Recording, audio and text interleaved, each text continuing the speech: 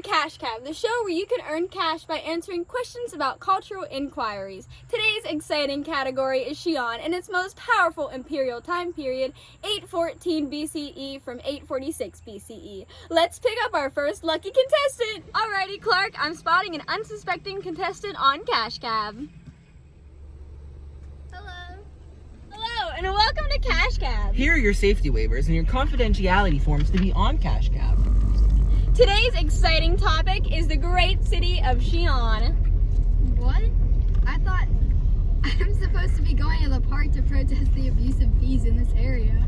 Alrighty, your first question is, what are the social aspects of Xi'an during the Tang Dynasty?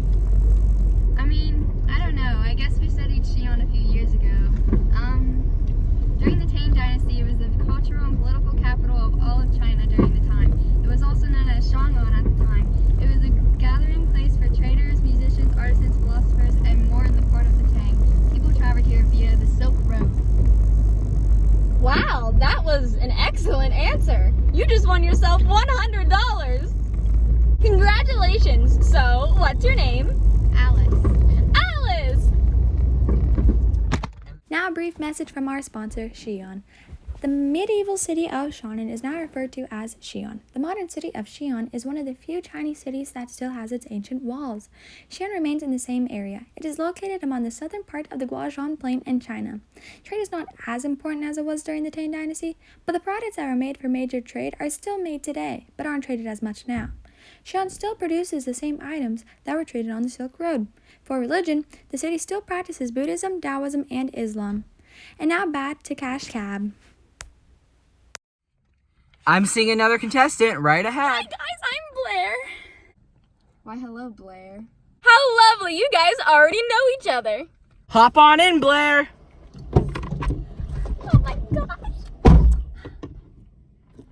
Alrighty, hello Blair, and welcome to the Cash Cab. Your first question on today's show is, what economic activities partook during this time in Xi'an? Oh yeah, Xi'an! I know all about that country. City.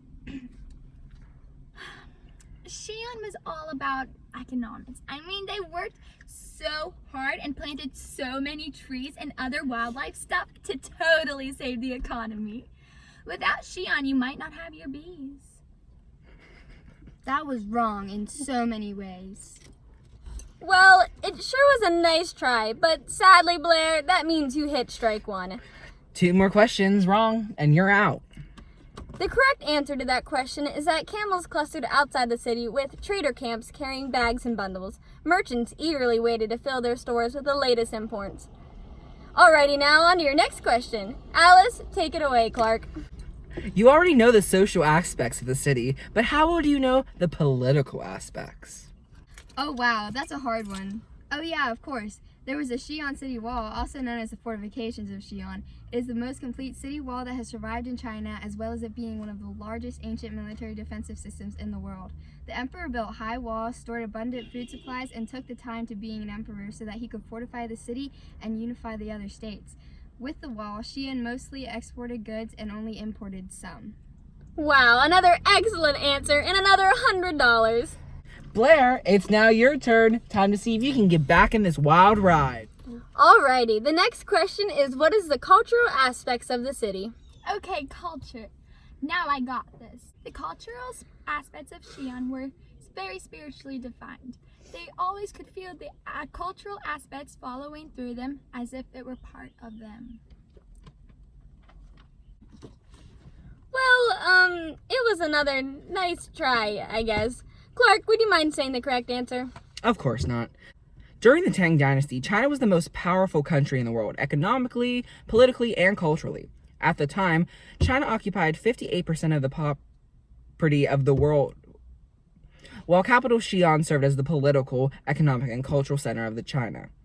The impact of the Tang Dynasty was huge. Even today, their fabulous clothes are still on the stage and still influencing fashion, not to mention their remarkable cultural symbol, Tang Poem. Okay, well, now that you two have each answered 2 questions, I say it is time to pick up our next contestant. I see another unsuspecting contestant. Excuse me?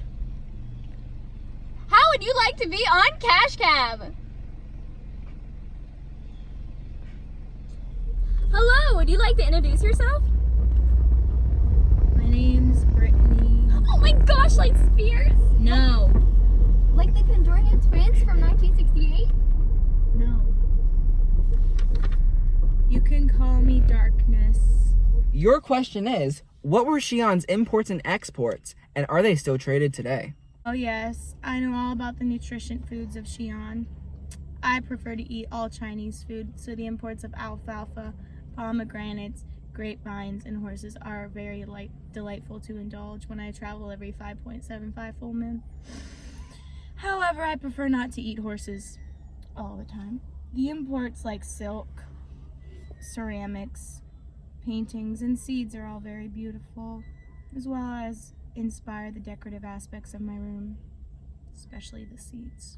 That sounds like a pretty good answer to me. You just won yourself $100. Yay. All right, Alice, are you ready for your third question? Oh yeah.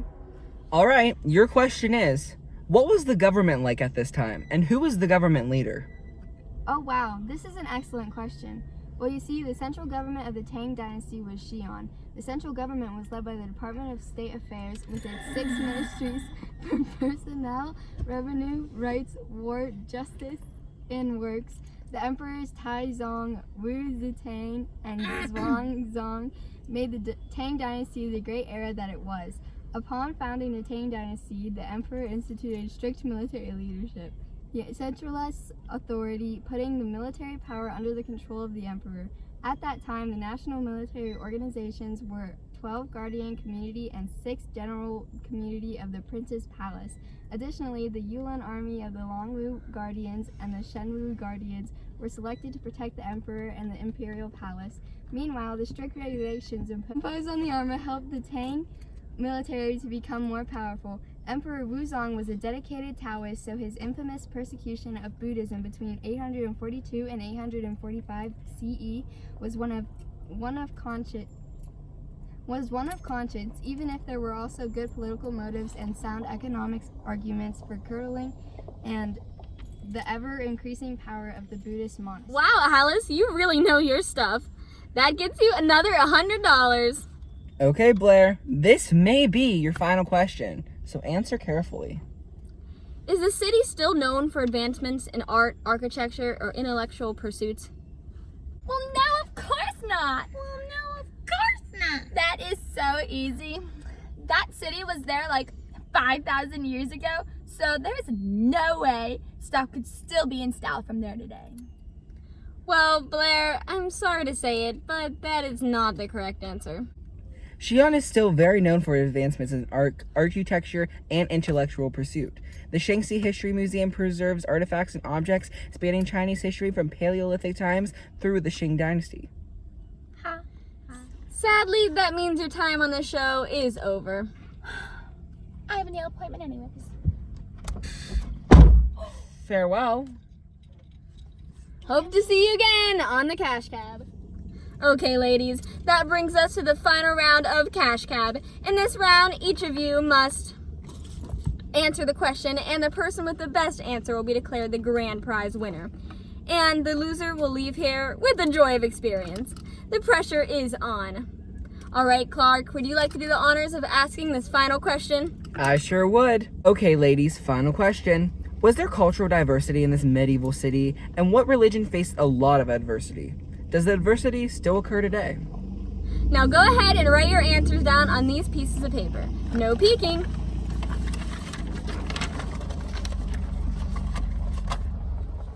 Adversity? That wasn't in any textbooks. Done.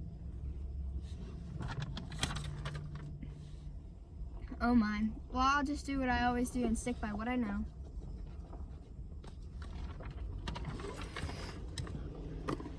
Alice, that was a great answer, but let's see what Darkness has to say. First, no, it does not still occur today. That is adversity. And yes, there was cultural diversity. There are many different religions that people of Xi'an practiced, including Buddhism, Islam, Zoroastrian Christianity, Zoroastrianism, Manichaeism, Judaism, Taoism, and Confucianism. Confucianism was the main religion during this time. Buddhism, however, was under the reign of Emperor Wuzong, was forbidden. He banned any foreign religions and massacred those that innocently followed Buddhism. Temples were also destroyed, along with the hopes and dreams of any followers. China can say that this time period was the peak for culture, politics, and society, but it is a dark, dark lie. It was not the peak, but a bloody murder of innocent people facing the ever-standing term of adversity.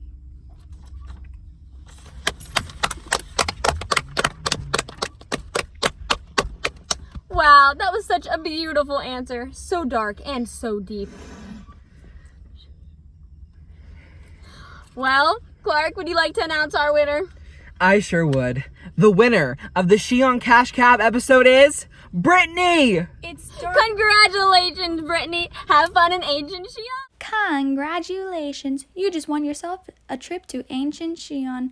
On your camel ride there, kick up your feet and relax with some Chinese poetry and literature. Lucky for you, Xi'an is the capital of culture and politics, where you can meet merchants, artisans, philosophers, and more. After mingling, you can go study Buddhism, Taoism, or even Islam in the religious temples. For a snack, you can indulge in pomegranates or even enjoy some alfalfa.